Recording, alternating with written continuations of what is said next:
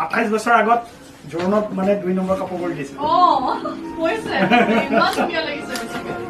কাপোৰ ঘুমাইছে